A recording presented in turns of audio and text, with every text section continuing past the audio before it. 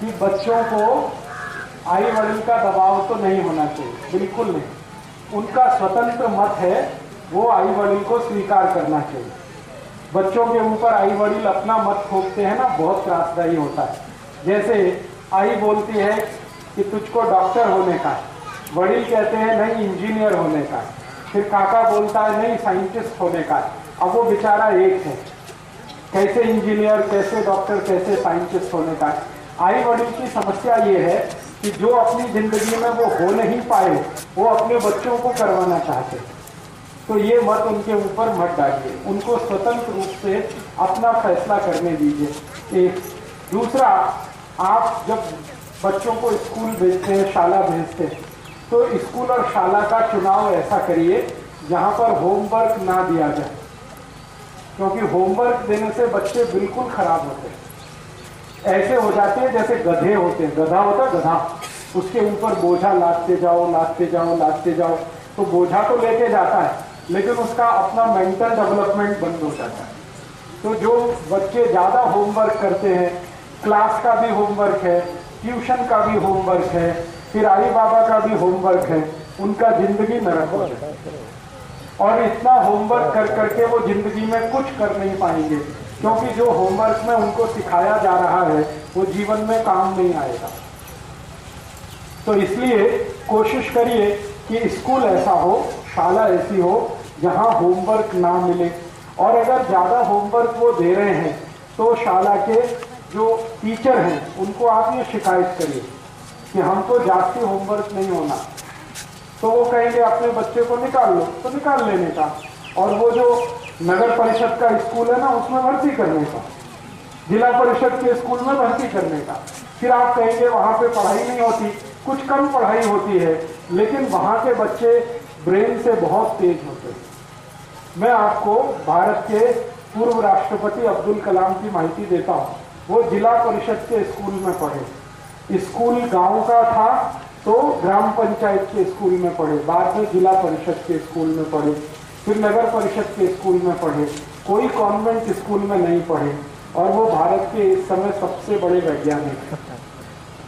मेरा आपको ये बताने का है कि पढ़ाई से वैज्ञानिक होने का कोई संबंध नहीं है। वैज्ञानिक होने का संबंध माइंड से है। आपका माइंड कितना फ्री है, जो चिंतन कर सकता है, थिंकिंग कर सकता है, उस पर से साइंटिस्ट होना होता है। ज़्यादा पढ़ाई करके, बहुत होमवर्क करके कोई साइंटिस्ट दुनिया में कभी नहीं हुआ। आइंस्टाइन का नाम सुना आपने, न्यूटन का नाम सुना, ये सब स्कूल छोड़कर भागे हुए थे। मालूम है, आइंस्टाइन कक्षा 9 में भाग गया शाला छोड़ के, क्योंकि होमवर्क कराते थे और वो होमवर्क उसमें उसको रस नहीं आता था। न्यूटन भाग गया शाला छोड़ के कक्षा 8 में, और इतना बड़ा साइंटिस्ट बना। आइंस्टाइन इतना बड़ा साइंटिस्ट था। मैक्स प्लैंक बहुत बड़ा साइंटिस्ट था, कक्षा 7 से ही स्कूल छोड़ के भाग गया था। तो ये स्कूल छोड़कर भागे हुए बच्चे बड़े साइंटिस्ट होते हैं, क्योंकि वो फ्री थिंक कर सकते हैं, स्वतंत्र चिंतन उनका होता है। स्कूल में तो इतना रद्दी है सब कुछ कि वो ना पढ़ने का दिल करता है, वो पढ़ाते कैसे हैं मुझे तो हैरानी ये होती है। सब बकवास बकवास बकवास उसमें पढ़ाते रहते हैं। उनको माहिती है टीचर को कि ये काम नहीं आएगा, फिर भी वो पढ़ा रहे हैं, क्योंकि उन्हें पगार मिल रहा है और उनका टाइम पास हो रहा है। बच्चों का क्या हो रहा है इसका किसी को कुछ मतलब नहीं। आप थोड़ा ध्यान रखिए इस बात का।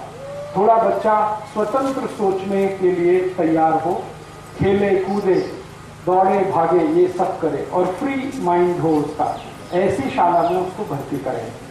वो शाला मराठी माध्यम की है तो बहुत अच्छा, अंग्रेजी माध्यम में कभी भर्ती मत करें, क्योंकि बचपन से अंग्रेजी माध्यम का इतना त्रास होता है बच्चे पर कि वो अपनी जिंदगी में सबसे जास्ती समय बर्बाद करता है ट्रांसलेशन में।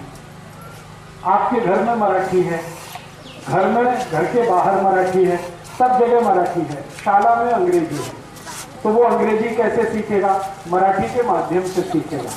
तो हर बार अंग्रेजी से मराठी भाषांतर करेगा, मराठी से अंग्रेजी भाषांतर, इसी में जिंदगी का सारा समय निकलने वाला है। तो 5वीं कक्षा तक तो मराठी भाषा ही सिखाई।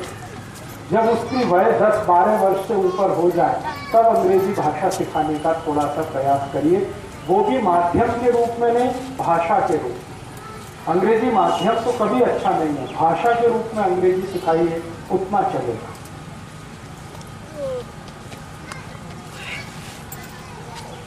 स्पर्धा में कभी मत लाइए अपने बच्चों को, और अपने बच्चों से किसी का कंपटीशन मत करें।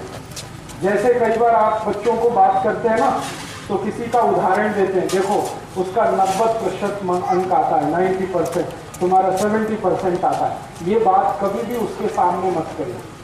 क्यों नहीं करें? हर एक बच्चा अपने आप में यूनिक है, विशेष है।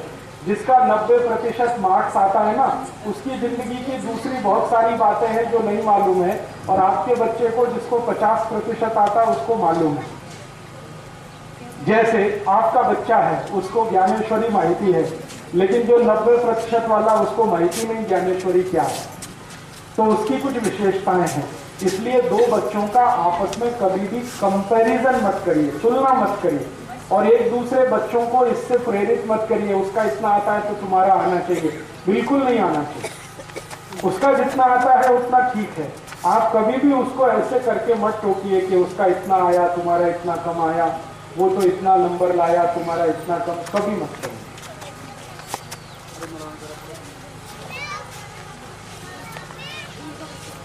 स्पर्धात्मक उसमें भाग उनको लेने दीजिए, लेकिन इस दृष्टि से लेने दीजिए कि वो खेल कूद है। ये नहीं कि उसमें उसको मेडल मिले या उसको ट्रॉफी मिले, मिले तो ठीक है, नहीं तो उस पर दबाव नहीं होना चाहिए। जी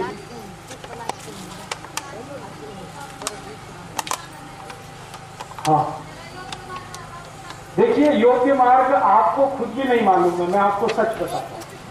आई बाबा जो अपने को सोचते हैं ना कि हम बोलते हैं वो योग्य मार्ग है, आपका मार्ग योग्य इसलिए नहीं है कि आपके ऊपर समाज का दबाव है। समाज का ये दबाव है, समाज ऐसा सोचता है आजकल कि या तो सबको डॉक्टर होना चाहिए, या तो इंजीनियर होना चाहिए, या तो MBA करके किसी को मैनेजर होना चाहिए, या तो ये होना चाहिए। इसके अलावा भी समाज में बहुत कुछ है। शेतकरी क्यों नहीं होना चाहिए, उसको कष्टकरी क्यों नहीं होना चाहिए? तो हम जो सोचते हैं वो समाज के दबाव में सोचते हैं। समाज वो जिसके आसपास हम रहते हैं, तो हमारा भी चिंतन स्वतंत्र नहीं है, वो समाज का दबाव है। अब वही दबाव बच्चे पर आप लाएंगे तो वो खुद जो होना चाहता है वो नहीं हो पाएगा। बिल्कुल चिंता मत करिए, सबका फ्यूचर भगवान ने तय किया हुआ। मैं आपको बोलता हूं, सबका फ्यूचर भगवान ने तय किया है। मेरी आई से जाके पूछिए, मेरी आई ने मुझको इंजीनियरिंग का सबसे बड़ा अभ्यास कराया, अभी मैं वो सब छोड़कर ये काम करता हूं। तो मेरी आई कहती है कि तेरे नसीब में यही था। तो मैंने उसको बोला फालतू इंजीनियरिंग क्यों कराया? हाँ, 15 लाख रुपए खर्च हो गया और मेरा 15 साल बर्बाद हो गया।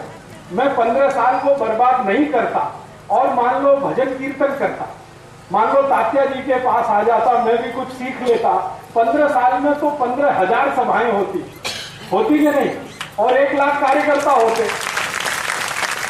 तो सबका नसीब, सबका भविष्य भगवान का तय किया हुआ है और उसके आगे कोई चल नहीं सकता। तो आप ये चिंता मत करिए, आप सिर्फ इतनी चिंता करिए कि आप आई वडील होते हुए उसको ज्यादा से ज्यादा क्या सुविधा दे सकते हैं। जैसे उसको भूखा नहीं रहना, उसको बिना पंखे के नहीं रहना, उसको तकलीफ होती है तो उसके लिए कूलर अगर चाहिए तो व्यवस्था किया, पंखा चाहिए तो व्यवस्था किया, उसको कुछ पुस्तक का आवश्यकता है तो व्यवस्था किया, उसको खेलने को बैट बॉल चाहिए तो आपने ये सुविधाएं उसको चाहिए, उस पर आप आई बाबा बात करिए। उसको करना क्या है उससे पूछिए, थोड़े दिन में वो खुद ही बताएगा मुझे ऐसा करना, मुझे ऐसा करना, मुझे ऐसा करना। अभी आपके दबाव में वो अपनी इच्छा दबा के बैठा है। वो कहता आई बोलती है डॉक्टर होना, तो वो भी कहेगा हाँ हाँ डॉक्टर होना। बाबा कहते हैं इंजीनियर होना, हाँ ठीक है इंजीनियर होना। थोड़े दिन में वो कहेगा ना मुझे डॉक्टर होना, ना इंजीनियर होना, मुझे कुछ और होना। मुझे क्या होना? गोपालक होना, गाय का पालन करने वाला होना, तो होना है उसको। तो इसमें आप शक मत करिए, मन में चिंता भी मत करिए, आप सिर्फ सुविधाएं दीजिए उसको, होमवर्क मत करें। क्योंकि मैंने होमवर्क बहुत किया और मैं गधा हो गया, सच में गधा हो गया। इतना होमवर्क किया मैंने, x + y whole square, x - y whole square, x + y whole cube, x - y whole cube, मेरे जिंदगी में आज तक कभी भी काम नहीं आया। सेल्फ स्टडी के लिए आप कैसे अभ्यास कराएं, जैसे समाज चलता है ना, देश या जीवन या समाज, इसकी स्टडी कराएंगे। कैसे कराएं, मैं आपको एक माहिती देता हूं। उदाहरण के लिए आपके बेटे को एक दिन पोस्ट ऑफिस में लेके जाएंगे, पोस्ट ऑफिस है वहां लेके जाएंगे, और पोस्ट ऑफिस में ABCD से लेकर XYZ तक जो कुछ होता है उसकी स्टडी कराएंगे। पोस्ट ऑफिस है, एक दिन उसको रेलवे स्टेशन लेके जाएंगे, रेलवे स्टेशन, और रेलवे स्टेशन में जो कुछ होता है ABCD से XYZ तक उसकी स्टडी कराएंगे। फिर एक बार उसको नगर परिषद में लेके जाइए, फिर एक बार उसको म्यूनिसिपैलिटी के हॉस्पिटल में लेके जाइए, फिर किसी मैटरनिटी होम में लेके जाइए, ABCD से लेकर XYZ। फिर किसी दिन उसको गौशाला में लेके जाइए, किसी दिन उसको कोई ऐसी जगह लेके जाइए जहां पर मंद बुद्धि बच्चों की शाला चलती है, या जहां पर मेंटली रिटार्डेड बच्चों की, ऐसी जगहों पर ले जाकर स्टडी कराइए।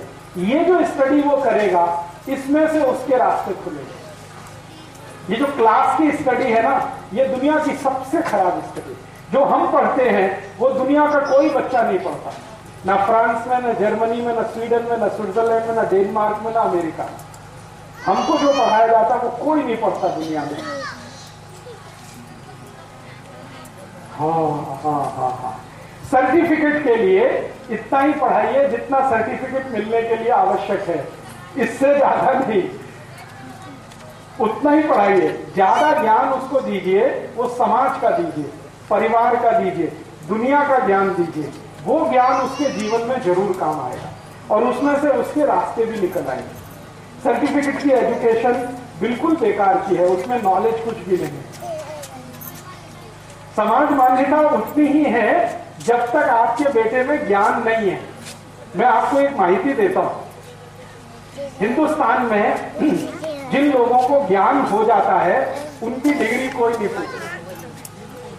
जैसे मैं आपको नाम लेके कहूं, संत ज्ञानेश्वर की डिग्री आपने पूछी, आपके घर में संत ज्ञानेश्वर की फोटो है तो आपने क्यों लगाई? डिग्री माहिती है आपको उनकी, फिर फोटो क्यों लगाई? उनको तो कोई डिग्री नहीं। समर्थ गुरु रामदास की डिग्री पूछी आपने, छत्रपति शिवाजी महाराज की डिग्री पूछी, संभाजी महाराज की डिग्री पूछी, टुकड़ो जी महाराज की डिग्री, किसी की डिग्री हम नहीं पूछते, क्योंकि हम उनके ज्ञान को पूछते। जब ज्ञान की पूजा होती है तो डिग्री बेकार हो जाती है। डिग्री तब तक पूजी जाती है जब तक किसी का ज्ञान आपको पता है। किसी सामने वाले आदमी के बारे में जब आपका परिचय कराया जाता है कि ये व्यक्ति है, मान लीजिए XYZ उसका नाम है और ये IIT से M.Tech किया हुआ है, तो तब तक के लिए महत्वता है जब तक आपको उसके ज्ञान की माहिती नहीं है। जैसे ही आपको उसके ज्ञान की माहिती हो जाती है वो डिग्री उसके लिए बेकार हो जाती है। दुनिया में किसी की भी पूजा हुई है, समाज ने किसी को भी महान बनाया है बिना डिग्री के भी। आपको और एक माहिती दूं, इंदिरा गांधी की डिग्री माहिती है? किसी को माहिती है? आप में से किसी को माहिती है इंदिरा गांधी की डिग्री क्या थी? 8वीं कक्षा में फेल। इंदिरा गांधी रविंद्रनाथ टैगोर के स्कूल में पढ़ती थी, गुरुकुल में। 8वीं में 2 बार फेल हुई और वो भारत की 17 वर्ष पंत प्रधान रही। 17 वर्ष। अगर डिग्री से देखा जाए तो इंदिरा गांधी इस शाला में क्लर्क नहीं हो सकती, सिपाही नहीं हो सकती। ये जिस शाला में आप बैठे हैं ना, यहाँ सिपाही होने के लिए मिनिमम क्वालिफिकेशन 12वीं पास है। इंदिरा गांधी 8वीं फेल थी और 17 वर्ष इस देश की राष्ट्रपति, प्रधानमंत्री, पंत प्रधान। इंदिरा गांधी की कोई डिग्री नहीं पूछता है, उसने जो किया उसको सब पूछते हैं। दुनिया में अगर आप अपने बच्चे को महान देखना चाहते हैं, जिसको सब पूछे, तो उसकी डिग्री पे चिंता मत करिए, उसके ज्ञान की चिंता करिए। ज्ञान हमेशा डिग्री से बड़ा होता है। डिग्री कोई महत्व की नहीं है जब ज्ञान बड़ा होता है। ये सारी दुनिया में होता है?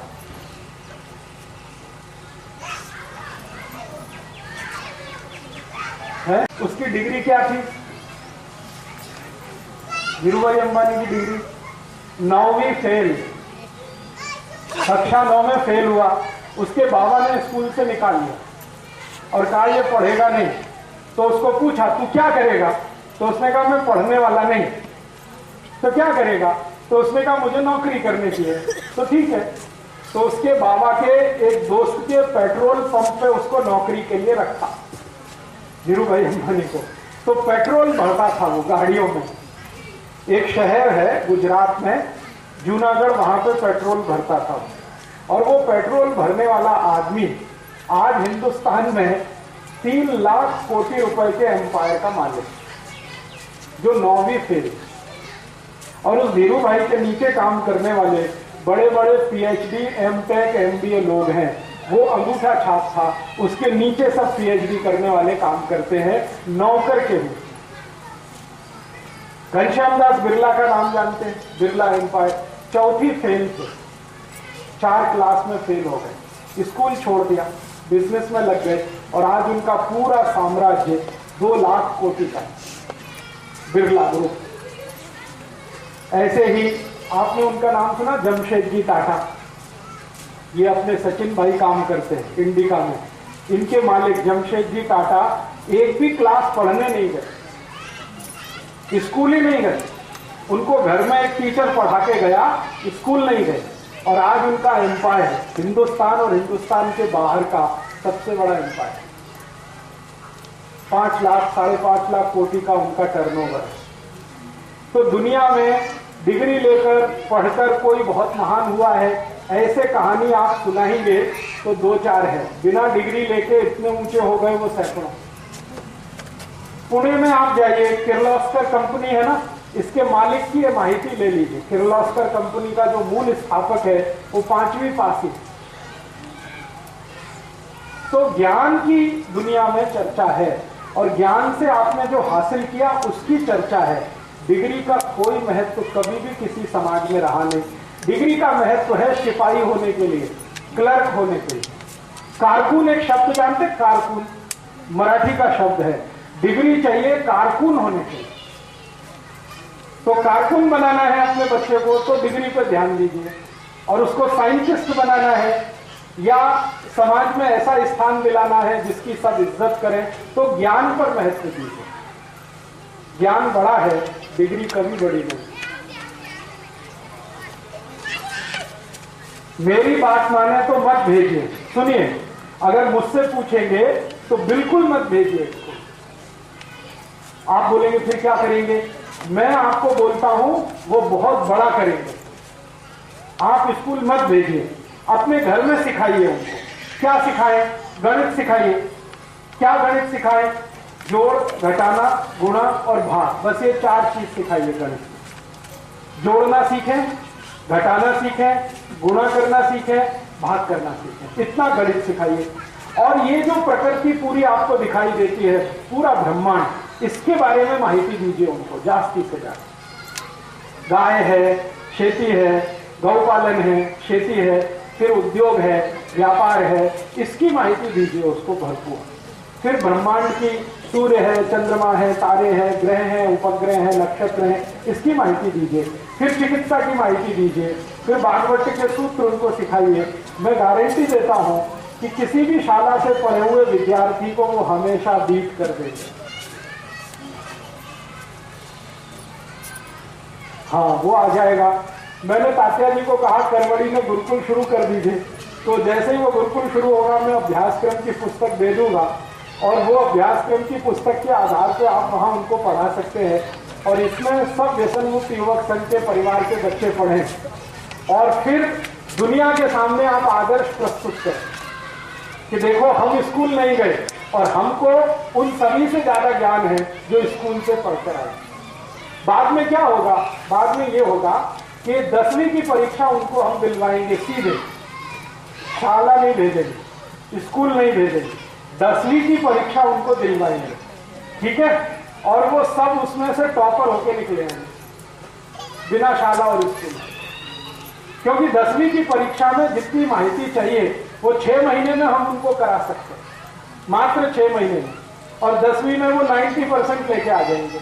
फिर 12वीं की परीक्षा दिलवाएंगे तो सर्टिफिकेट तो हो गया, लेकिन उनके 10 साल बचाएंगे जो स्कूल में वो बर्बाद कर रहे थे। और उस 10 साल में यहाँ हम उनको इतना ज्ञान दे देंगे जो उनके अगले 20 साल तक काम आए। ये मेरी योजना है कि गुरुकुल के सब विद्यार्थियों को सीधे 10वीं की परीक्षा और 12वीं की परीक्षा सीधे कराएंगे, और 10वीं 12वीं की परीक्षा के लिए 6 महीने का अभ्यासक्रम पढ़ा के उनको परीक्षा में पास करा देंगे, और बहुत अच्छे नंबर से वो पास होंगे। ये मेरी गारंटी है, क्योंकि ये जो 10वीं और 12वीं है ना, इसमें मार्क्स कैसे लाना ये मुझे मालूम है। हाँ, उसमें ज्ञान की कुछ जरूरत नहीं, बहुत आसान है उसमें मार्क्स ज्यादा लाना। वो ट्रिक से होता है, ट्रिक। हाँ, मैथमेटिक्स में ट्रिक्स है, फिजिक्स में ट्रिक्स है, केमिस्ट्री में वो ट्रिक्स उनको मैं एक दिन में ही बता दूंगा सब। तो वो जब बैठेंगे परीक्षा में तो 3 घंटे का प्रश्न पत्र 2 घंटे में करके निकल आएंगे। इतनी ट्रिक्स हैं। यही ट्रिक्स है जो वो 10 साल में सीखेंगे, मैं उनको 1 महीने में सिखा दूंगा। मेरा ये कहना है कि उनका 10 साल बचाना, क्यों फालतू में बर्बाद करना 10 साल।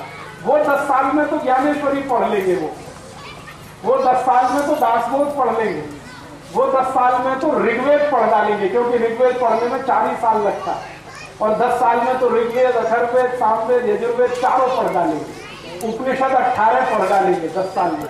तो इतना ज्ञान हो जाएगा। ये CBSE तो कुछ भी नहीं उनके लिए, ICSE कुछ भी नहीं, महाराष्ट्र बोर्ड तो कुछ भी नहीं। तो मेरा ये है प्लानिंग कि करवड़ी का गुरुकुल शुरू हुआ तो इसके विद्यार्थियों को 10वीं की परीक्षा देके, 12वीं की परीक्षा देके, बस 2 परीक्षा दिलवा के बाकी 12 साल उनको ज्ञान सिखाना। तो कभी जरूरत पड़े तो सर्टिफिकेट है, बाकी तो ज्ञान है ही अपने पास। और सर्टिफिकेट कौन सा देखा जाता है? 10वीं का ही ना, 12वीं का, 8वीं का कोई देखता है, 7वीं का कोई देखता है, 6वीं का कोई देखता है। तो काय को मगजमारी करना जब कोई देखता ही नहीं उसको, टाइम क्यों वेस्ट कर। मेरा ये कहना है कि मैंने जिंदगी में जितना समय बर्बाद किया दूसरे बच्चों का नहीं होना चाहिए। मेरे 15 साल बर्बाद हुए, इसकी मुझे बहुत कसक है, क्योंकि अभी मैं जो काम करता हूं ये तो मैंने वो सीखा है जो डिग्री वालों ने नहीं सिखाया। ये चिकित्सा तो मुझे डिग्री वालों ने नहीं सिखाई, मैंने स्वाध्याय करके सीखी। खेती मुझे उन्होंने नहीं सिखाई, मैंने स्वाध्याय से सीखी। तो जो स्वाध्याय से सीखा वो काम आ रहा है, डिग्री वाला तो कभी काम नहीं आया मेरे, तो उनके भी काम नहीं आएगा। तो इसलिए मैं जो अभ्यासक्रम बना रहा हूं उसमें 10वीं और 12वीं की 2 परीक्षाएं देने का, बाकी 11 साल जो है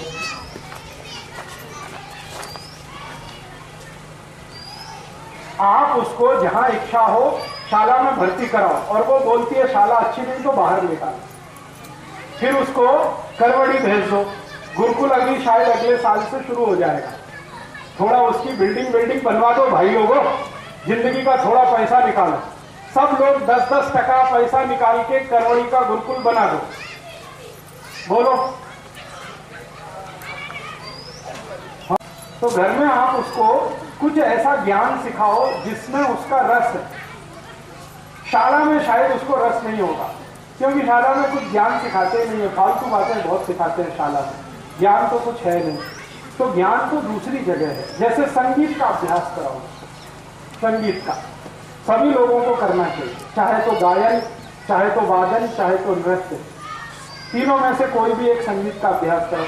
पेंटिंग का अभ्यास कराओ, चित्रकला का, मूर्ति कला का, चित्रकला का, काष्ठ कला का, ऐसे अभ्यास उसको आप कराना शुरू कर दो। वही उसकी सबसे बड़ी पढ़ाई है। और थोड़ा ज्ञानेश्वरी वगैरह उसके सूत्र सिखाओ, दासबोध के सूत्र सिखाओ, और बाद में वो सिलेबस आ जाएगा, उसको आप पढ़ाओ। मैंने ये प्रयोग कर लिया है, तब मैं बोल रहा हूँ। हमने एक स्कूल चलाया है उत्तर प्रदेश में, अब तो उत्तर प्रदेश नहीं है, एक नया राज्य बन गया उत्तराखंड। वहाँ पे एक शहर है मसूरी, वहाँ पे हमने एक स्कूल चलाया, गुरुकुल है।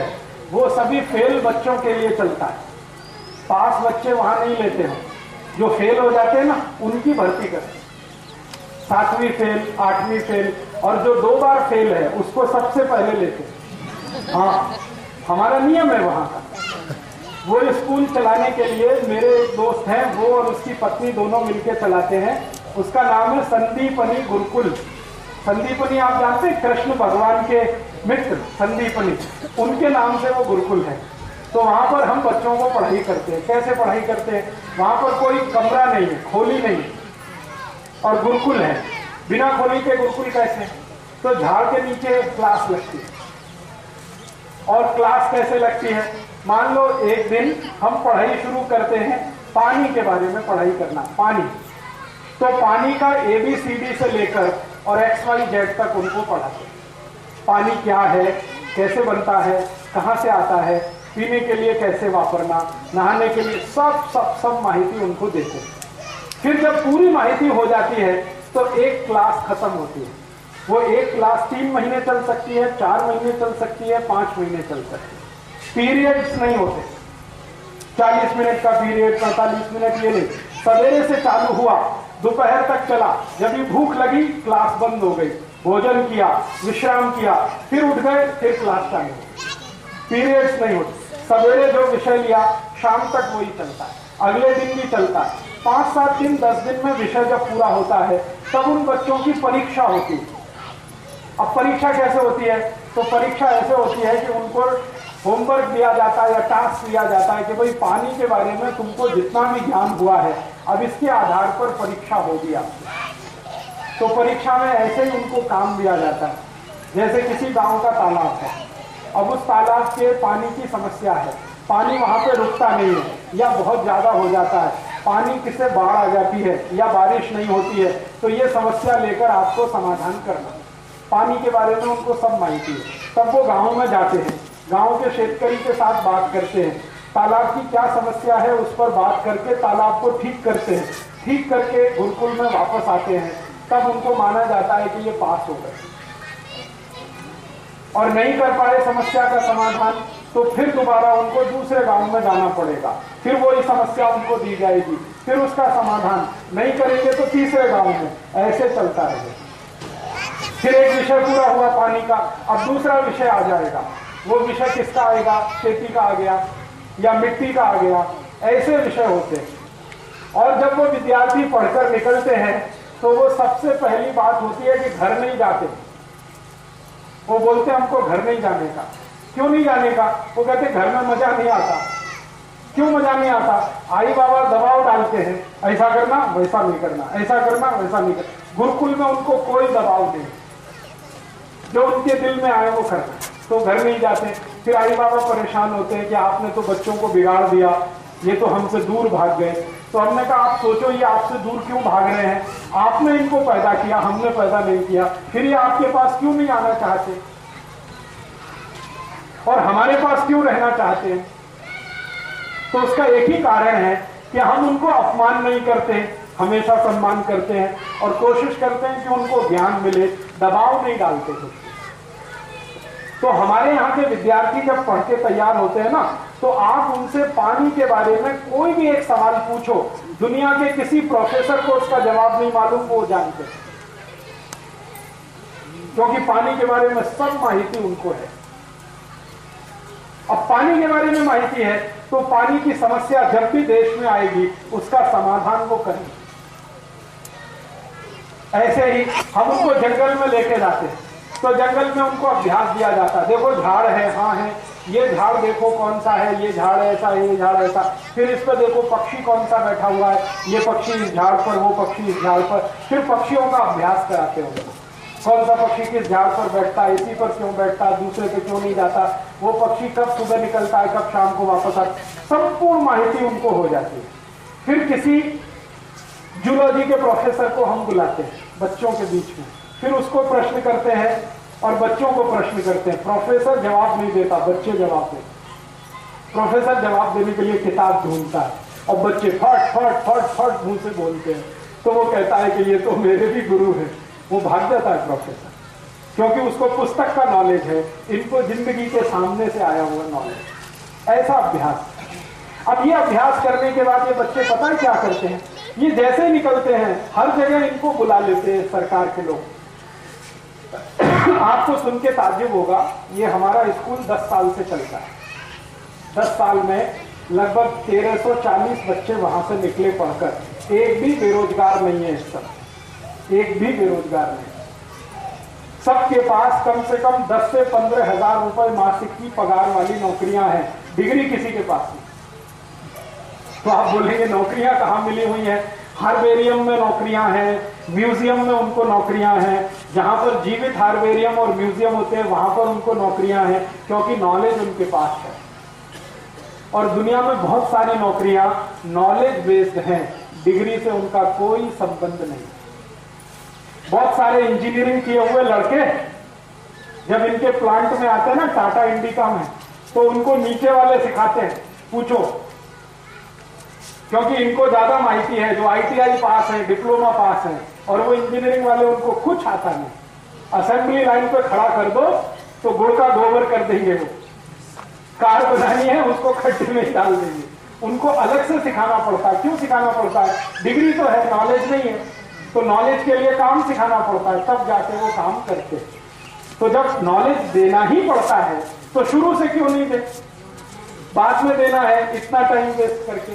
तो अपने को एक ऐसी शिक्षा पद्धति लानी है जो ज्ञान आधारित है, डिग्री आधारित नहीं। ज्ञान पहले है, डिग्री बाद में।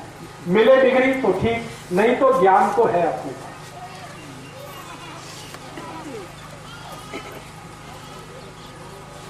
हाँ है, अभी बनवा लिया। ऐसा नियम बन गया है कि सीधे 10वीं की परीक्षा देना, बीच में कोई परीक्षा देने की गरज ही नहीं। हाँ। नहीं, उनको 6 महीने में करा देंगे उतना। मुझे मालूम है प्रश्न क्या आने वाले हैं, वो तो मुझे मालूम है। अक्षर नंदन है, लेकिन अक्षर नंदन पे क्या है ना, हर साल परीक्षा दिलवाते हैं, और वो वही परीक्षा है जो सरकार में दे। हाँ, फिर 8वीं 9वीं 10वीं में करवाते हैं, लेकिन हमने तो वो भी नहीं किया। और अक्षर नंदन में कोशिश वो करते हैं, लेकिन हम तो बिना खोली के ही पढ़ाते। खोली है ही नहीं हमारे गुरुकुल में, खोली है ही नहीं। बस ऐसे झाड़ हैं, उनके नीचे सब पढ़ाई होती है। क्योंकि खोली में पढ़ाई जो है ना, वो बहुत बकवास है। खोली में पढ़ाई कैसी होती है? बेंच है, सभी उस पर बैठेंगे, ठीक है। अभी क्यों बैठना बेंच पे, हमको माहिती नहीं, बच्चों को हम बिठाते हैं। बच्चों को बैठने का अभ्यास नहीं होता। अगर आप उनको जबरदस्ती बिठाएंगे ना, तो 10-20 मिनट में वो बोर हो जाएंगे। वो ऐसे करेंगे, वैसे करेंगे, ऐसे देखेंगे, वैसे, क्योंकि उनको ये अभ्यास नहीं है बैठने का। और आपने मार मार के बैठेंगे, डिसिप्लिन, अनुशासन, बैठ बैठ बैठ, तो बेचारा जो कूदने वाला आदमी है, भागने वाला आदमी है, उसको 6 तास पकड़ के बिठा दिया आपने, गोबर गणेश। अब क्या करेगा वो? हर एक टीचर आ, चुप, एक भी टीचर घुसेगा, चुप। अरे चुप क्यों रहना उसको भाई, वो तो बोलने के लिए पैदा हुआ है, चुप होने के लिए नहीं है। एक भी टीचर घुसेगा, चुप, कीप साइलेंट, चुप रहो, बात मत करो, आपस में बात मत करो। वो बात नहीं करेगा तो उसकी मैत्री नहीं होने वाली एक दूसरे से। तो हम ऐसे मूर्ख लोग हैं जो उनको उल्टी उल्टी बातें सिखाते हैं। और दुनिया के सबसे मूर्ख हैं टीचर,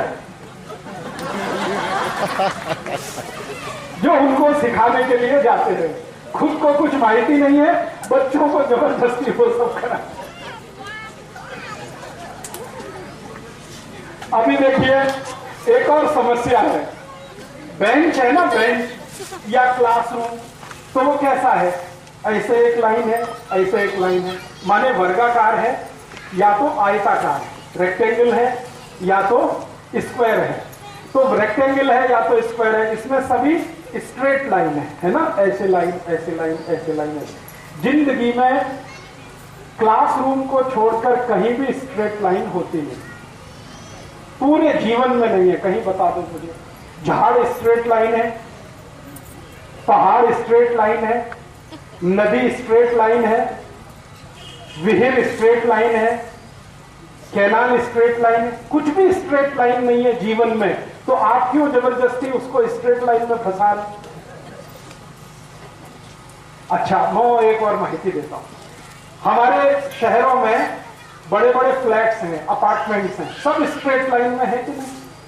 अच्छा, गांव में कौन सी चीज स्ट्रेट लाइन में है? गांव की गली ऐसे है ना, है कि नहीं? और मैं आपको माहिती देता हूं कि जो लोग स्ट्रेट लाइन वाले अपार्टमेंट्स में रहते हैं, उनमें कभी भी प्रेम और भाईचारा हो नहीं सकता। और जो ऐसी ऐसी गलियों में रहते हैं वो सभी प्रेम और भाईचारे से रहते हैं। गांव में एक मीटिंग बुलानी है, सब लोग आ जाएंगे आधा घंटे में, शहर में बुला के देखो, और वो भी किसी अपार्टमेंट में बुला के देखो, कोई नहीं आएगा, क्योंकि स्ट्रेट लाइन एक दूसरे को काटती है, हमेशा काटेगी ही। इसलिए स्ट्रेट लाइन में गांव का कोई घर नहीं बनाया जाता। गांव के घर वैसे होते हैं जैसे झाड़, नदी, पहाड़ होते हैं। झाड़ टेढ़ा मेढ़ा है, घर भी टेढ़ा मेढ़ा है, नदी टेढ़ी मेढ़ी है, हमारी गांव की गली भी टेढ़ी मेढ़ी है। प्रकृति जैसी है वैसे गांव होते हैं। तो इसलिए गांव में प्रकृति जैसा प्रेम भाईचारा है, और शहर जो स्ट्रेट लाइन है वो प्रकृति के विरुद्ध है।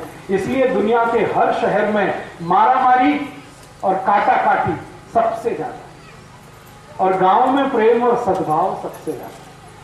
तो हम बच्चे को कहां भेज रहे हैं? क्लासरूम में। वो स्ट्रेट लाइन है, सत्यानाश हो रहा है उसका, और रोज 6 घंटे मार मार के बिठा रहे, चुप बैठ, बात मत कर, इसको मत दे, उसको मत दे। उसके लिए आपने जेल बना दिया। स्कूल नहीं है, जेल है। और जब छुट्टी होती है ना, कैसे भागते हैं बच्चे, जैसे जेल से छूटे। पूछो ना इन बच्चों को, क्योंकि उनको 6 घंटे त्रासदायक आपने पकड़ के रखा है। बेचारे वो बैठना नहीं चाहते, वो तो खेलना कूदना उछलना सब उनका काम वही है। आपने पकड़ के बिठा लिया, फिर 6 घंटे बाद टन टन टन टन घंटी ऐसा तेज भागेंगे जैसे जेल में से भागे हैं। और किसी भी बच्चे के दिल को पूछो, कल शाला जाने का है?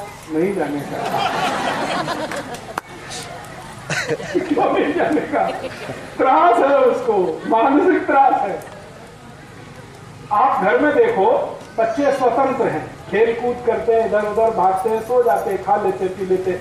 ऐसी ही शाला होनी चाहिए जैसा घर, तब तो वो जाएंगे, नहीं तो थोड़े दिन के बाद बोर होके वापस आएंगे। फिर आप बोलेंगे कि जो बोर नहीं हुआ वो इंटेलिजेंट है, क्योंकि वो बेचारा चुपचाप क्लासरूम में बैठ गया, टीचर ने जैसा कहा उसने लिख लिया। आप कहेंगे बड़ा अनुशासन वाला है, बहुत होशियार है, सत्यानाश उसका हो गया दिमाग का। आप कह रहे हैं बड़ा होशियार है। बच्चों का स्वभाव बिल्कुल वैसा होता है जैसे गाय के बछड़े का। गाय का बछड़ा है ना, आप उसको बांध के रखो, कितना त्रास है उसको, और छोड़ के रखो, कितना खुशी से इधर भागेगा उधर भागेगा, फिर अपनी आई के पास वापस आ जाएगा, फिर भाग के जाएगा। फिर ऐसे ही बच्चे होते हैं, वो भागेंगे दौड़ेंगे, फिर आई के पास आएंगे, फिर जाएंगे, फिर आएंगे। ये जो उनका विकास है, ये जीवन का सबसे बड़ा काम है। ये स्कूल नहीं दे सकता, ये घर में हो सकता है थोड़ा, नहीं तो गुरुकुल में हो सकता है। ऐसा गुरुकुल जहां डिग्री के लिए नहीं पढ़ाया जाए, तो वैसा गुरुकुल बन जाए, ऐसा मैं इन लोगों से कई साल से बोल रहा हूं। करवड़ी में कर लो, थोड़ी बहुत जगह है, थोड़ी बहुत और ले लो, सब लोग 10-10 टका अपने पैसे निकालो, क्योंकि ज्यादा पैसे अपने लिए नहीं रखना, हाँ अच्छा नहीं है। देखो, ज्यादा पैसे अपने लिए रखोगे तो पाप होगा, और पाप के भागीदार आप सब। अपने लिए कम से कम रखना, समाज के लिए ज्यादा रखना। तो गुरुकुल बना लो, अच्छे से बना लो, मैं उसमें टीचर हो जाऊंगा और आपको टीचर बनाऊंगा, फिर आप बच्चों को पढ़ाएंगे। फिर एक गुरुकुल से 2, 2 से 5, 5 से 10, ऐसे पूरे महाराष्ट्र में खोल देंगे। और मैं आपको गारंटी देता हूं, सब स्कूल बंद हो जाएंगे। हमारे गुरुकुल अगर शुरू हो गए तो सब शाला बंद हो जाएगी, क्योंकि बच्चे सब भागकर यहीं आएंगे। वो अपने आई बाबा को कहेंगे वहां जाने का, क्योंकि वहां ज्यादा अच्छी पढ़ाई है। पढ़ाई माने सीखना, ज्ञान लेना, और उसका कोई मतलब नहीं है। पढ़ाई का माने ये नहीं है ABCD, पढ़ाई का माने ये नहीं है काखा गाढ़ा, ये तो अक्षर ज्ञान है, इसका पढ़ाई से कोई संबंध नहीं है। ज्ञान जो जीवन को चलाने के लिए उपयोगी है, वो पढ़ाई का हिस्सा है। तो वैसा एक करें तो सही शिक्षा इनको मिले। ऐसी ही शिक्षा में राम कृष्ण पढ़े थे। राम तो पता है गुरुकुल में ही गए, कृष्ण भी गुरुकुल में गए, और कृष्ण और राम के बाद के सारे हिंदुस्तान के महान लोग गुरुकुलों से ही निकले। तो गुरुकुलों से निकले हैं इतने सारे महान लोग, तो आगे फिर निकलेंगे, क्योंकि वहां ज्ञान आधारित पढ़ाई थी। डिग्री आधारित पढ़ाई हमारे देश में कभी रही नहीं। ये अंग्रेजों के यहाँ की डिग्री आधारित पढ़ाई, वो जब भारत में आए तो उन्होंने वही पढ़ाई यहाँ पे शुरू कर दी। अब वो चले गए, हमने वो आज तक बदली नहीं है, वो वैसे ही चल रहे। तो आपके छोटे बच्चे हैं ना, उनको आप ऐसे ही अभ्यास कराइए जैसी मैं माहिती दे रहा हूँ। जबरदस्ती शाला भेज के अभ्यास करा के कुछ लाभ नहीं है। वो कभी कहे शाला नहीं जाने का, तो बोलिए ठीक है नहीं जाने का, घर में रहने का, क्या करना है शाला, उनको प्रोत्साहित करने का। अभी वो शाला नहीं जाएंगे तो आई बाबा मार मार के उनको शाला भेज के आए। क्यों नहीं जाएगा? फेल हो जाएगा। अरे पास होके क्या करने वाला है? जो फेल होने से आप डर रहे हैं, कभी मत डरिए। मेरा तो ये मानना है जो बच्चे फेल हो गए वो ज्यादा अच्छे हैं, क्योंकि उनका दिमाग खराब नहीं हुआ अभी। जो जिनको 100% नंबर आ गया वो तो बिल्कुल गए, किसी काम के नहीं है, क्योंकि वो तो x+y² ही पढ़ेंगे, उनको बाकी कुछ आएगा ही। इसलिए फेल होने से घबराइए मत, ज्यादा पास होने का दबाव डालिए मत, ज्यादा अंक लाने का दबाव डालिए मत, क्योंकि नंबर से डिग्री से दुनिया में कभी भी कुछ हुआ नहीं, आगे भी होगा नहीं। ठीक है, चलिए बहुत ज्यादा अभी हो गया। अभी मुझे जो है एक व्याख्यान में जाना है पलटन, अभी 7 बज गया है, ज्यादा देर में अब नहीं रुक सकता। वो दे दूंगा, आप एक बार शुरू करो।